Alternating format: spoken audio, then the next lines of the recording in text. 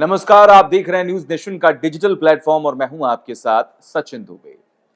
आज एक बार फिर से बात बिहार की, क्योंकि बिहार में इस वक्त विरोध के सुर लगातार बढ़ते हुए दिख रहे हैं और विरोध हो रहा है चुनाव आयोग को लेकर, विरोध हो रहा है एसआईआर को लेकर, विरोध इस बात का हो रहा है कि चुनाव आयोग क्या सिर्फ एक पार्टी के लिए काम कर रही है, जिसकी जिम्मेदारी होती है जनता के हित में कुछ ऐसे फैसले लेने के लिए कि पार्टी कुछ गलत काम न कर पाए। चुनाव आयोग का ये काम होता है कि वो संविधान के तहत ही कोई काम करे और संविधान की रक्षा करे, कोई उसका उल्लंघन ना करे। लेकिन ऐसे में स्पेशल इंटेंसिव रिवीजन को लेकर कई सारे सवाल खड़े हो रहे हैं और विपक्ष लगातार इन सवालों को और बढ़ाता हुआ दिखाई दे रहा है। आज आपको जानकारी दें कि बिहार की सड़कों पर जमकर विरोध हुआ, नारेबाजी हुई, चक्का जाम किया गया, जिसमें मुख्य तौर पर तेजस्वी यादव और राहुल गांधी फ्रंट पर नजर आए और भी तमाम जो विपक्षी पार्टियां हैं वो एक साथ, उनके तमाम बड़े चेहरे एक साथ नजर आए, जिन्होंने चक्का जाम किया, विरोध किया और चुनाव आयोग को लेकर कई सारे सवाल भी खड़े किए। यानी कि चुनाव आयोग को कटघरे में खड़ा किया और इस बात का जिक्र किया गया कि आखिर क्यों चुनाव आयोग सिर्फ एक पार्टी के लिए काम कर रहा है। एसआईआर यानी कि स्पेशल इंटेंसिव रिवीजन आखिर है क्या, जिसको लेकर विपक्ष कई बार अपने विरोध के सुर को बढ़ाता हुआ दिखाई दिया। आखिर इसमें चुनाव आयोग की तरफ से क्या तर्क दिया गया और इस पूरे मसले को सुप्रीम कोर्ट तक पहुंचाने की पूरी कोशिश की। हालांकि सुप्रीम कोर्ट ये मान चुका है कि सुनवाई होगी और 10 जुलाई को इस पूरे मामले में सुनवाई होनी है। तो इंतजार अभी करना होगा कि आखिर 10 जुलाई को क्या सुनवाई होती है, क्या फैसला सामने आता है, क्या तर्क, क्या दलीलें दी जाती हैं और उसके बाद जो कोर्ट का फैसला होगा वही मान्य होगा। लेकिन उससे पहले आखिर एसआईआर है क्या और क्यों विरोध हो रहा है और अब तक चुनाव आयोग की तरफ से क्या कुछ तर्क दिए गए हैं। देखिए, स्पेशल इंटेंसिव रिवीजन में खास तौर पर ये बताया ये जा रहा है कि 2003 के बाद जो मतदाता बने हैं, अब उन लोगों को ये सबूत देना होगा कि वो बिहार के निवासी हैं।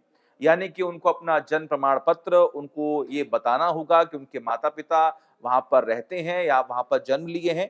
यानी कुछ डिटेल्स जो हैं वो उनको सबमिट करनी होगी। एक गणना पत्र जो है वो चुनाव आयोग ने अपनी वेबसाइट पर अपलोड किया है। उसमें आपको ये फॉर्म जो है वो भरना होगा और आपको इसमें प्रूफ देना होगा।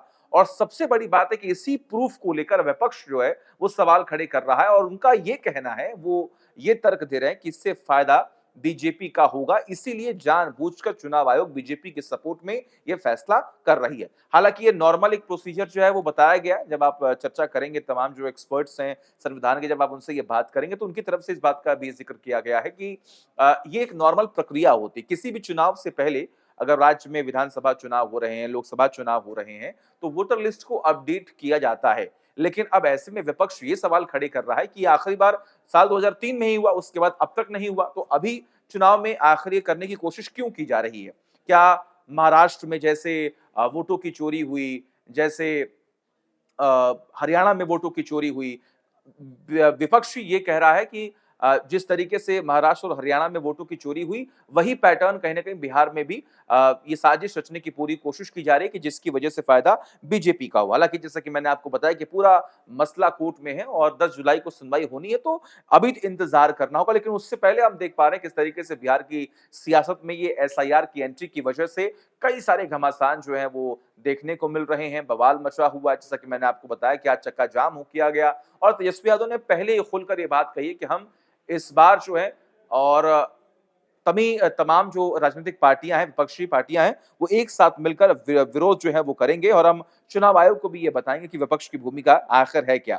अब ऐसे में कुछ आंकड़े मैं जरा आपको समझा दूं कि आखिर ये मसला हो क्या रहा है। देखिए, 1 जुलाई 1987 से लेकर 2 दिसंबर 2004 के बीच में पैदा हुए उन्हें अपनी जन्मतिथि, जन्मस्थान और अपने माता-पिता में से किसी एक की जन्मतिथि और जन्मस्थान का सबूत देना होगा। ये सभी लोग करीब आज 21 से 38 साल के हो गए होंगे और इसके अलावा 2 दिसंबर 2004 के बाद पैदा हुए नागरिकों को अपनी जन्मतिथि और जन्मस्थान और अपने माता-पिता दोनों की ही जन्म तिथि और जन्मस्थान का भी सबूत देना होगा। बस इन्हीं सबूतों की मांग को लेकर विपक्ष अपने आवाज बुलंद कर रहा है और उनका ये कहना है कि अब तो समय बहुत कम बचा हुआ है। यानी कि नवंबर में जो कार्यकाल है, मेरे ख्याल से वो खत्म होने वाला है बिहार सरकार का और उससे पहले चुनाव होना है। अब इस बचे हुए वक़्त में इतनी जल्दी आखिर वो सबूत कैसे इकट्ठा कर पाएँगे? क्योंकि 38 साल 25 साल ये एक लंबा वक़्त होता है जिसमें कई लोग पलायन कर चुके होते हैं या फिर बिहार में भी कई ऐसे इलाके जहाँ पर बाढ़ बारिश की वजह से मुश्किलें काफ़ी ज़्यादा बढ़ जाती, तो उनके अगर कागज़ात खो गए होंगे, तो आखिर वो इतने कम समय में सबूत कैसे दे पाएँगे? ये जो विपक्ष की तरफ से सवाल खड़े किए जा रहे हैं, जिसका जवाब अब देखना होगा कि 10 जुलाई को आखिर कोर्ट की तरफ से क्या दिया जाता है, यानी कि फैसला क्या सुनाया जाता है। अब जैसा कि मैंने आपको बताया कि चुनाव आयोग के तर्क अब आप समझ लीजिए। चुनाव आयोग का ये तर्क है कि आयोग के मुताबिक 2003 के बाद बीते 22 साल में तेजी से शहरीकरण हुआ है, यानी गाँवों से लोग शहरों में गए हैं। तो कई लोग तो जो वोटर्स हैं, वो अब वहाँ पर है ही नहीं। प्रवास काफ़ी तेज़ी से हुआ है, बिहार के लोग दूसरे राज्यों में गए हैं, दूसरे राज्यों के लिए जो लोग हैं, वो बिहार आए हैं, यानी कि उनका भी अपडेशन हो यहाँ पर होना चाहिए। कई नागरिक 18 साल पूरा करने के बाद नए मतदाता बने हैं, तो उनका भी नाम इसमें शामिल होना चाहिए।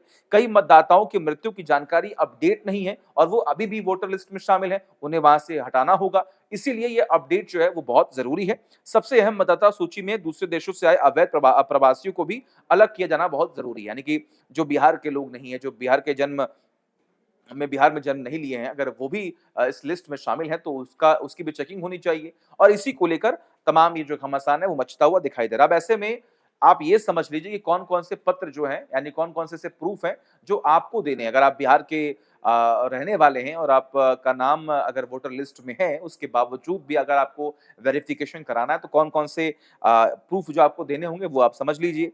लगभग ये ऐसे 11 दस्तावेज़ हैं। पहला जन्म प्रमाण पत्र है, पासपोर्ट है, हाई स्कूल सर्टिफिकेट है, स्थानीय निवास प्रमाण पत्र है, वन अधिकार प्रमाण पत्र है, जाति प्रमाण पत्र, एनआरसी में नाम, परिवार रजिस्टर्ड होना चाहिए, ज़मीन या आवास आवंटन पत्र होना चाहिए, केंद्र या राज्य सरकार के कर्मचारी या पेंशनर का कोई आई कार्ड आपके पास होना चाहिए और सबसे बड़ी बात कि सरकार या बैंक या पोस्ट ऑफिस या एलआईसी या सरकारी कंपनी का आई कार्ड या सर्टिफिकेट हो तो वो भी आप प्रूफ के लिए दे सकते हैं। चुनाव आयोग के मुताबिक ये लिस्ट पूरी नहीं है, यानी कुछ और दस्तावेजों को भी मान्यता यहाँ पर दी जा सकती है। तो ये तमाम तर्क जो हैं वो दिए गए हैं चुनाव आयोग की तरफ से, हालाँकि देखना होगा कि 10 जुलाई को सुप्रीम कोर्ट की तरफ से सुनवाई में क्या कुछ कहा जाता है, क्या कुछ फैसला आता है और जो लगातार विपक्ष की तरफ से इस बात का ज़िक्र हो रहा है कि एक नैरेटिव जो है वो सेट करने की कोशिश की जा रही है कि चुनाव आयोग जो है इंडिपेंडेंट बॉडी है, लेकिन उसके बावजूद भी वो गवर्नमेंट के लिए काम कर रही है, वो सरकार के लिए काम कर रही है, वो बीजेपी के लिए काम कर रही है। तो ये जो नैरेटिव सेट करने की पूरी कोशिश विपक्ष कह रहा है, आखिर इसमें कितनी सच्चाई है, ये तो खैर आने वाले वक़्त में ही पता लगेगा। लेकिन आप कमेंट करके बताएँ कि ये जो एसआईआर को लेकर लगातार विपक्ष अपनी आवाज़ बुलंद कर रहा है, क्या ये कोई मुद्दा है? अगर मुद्दा है तो इसका असर आने वाले वक़्त में चुनावों में कितना पड़ेगा? और जो आरोप लगाए जा रहे हैं कि इस एसआईआर वेरिफिकेशन और रिवीजन को लेकर जो अब तक हलचल बढ़ी है, इससे फ़ायदा बीजेपी का होगा। आपको क्या लगता है कि सच में इससे बीजेपी का फ़ायदा होने वाला है? कमेंट करके बताएँ और तमाम बड़ी खबरों के लिए देखते रहिए न्यूज़ नेशन डिजिटल।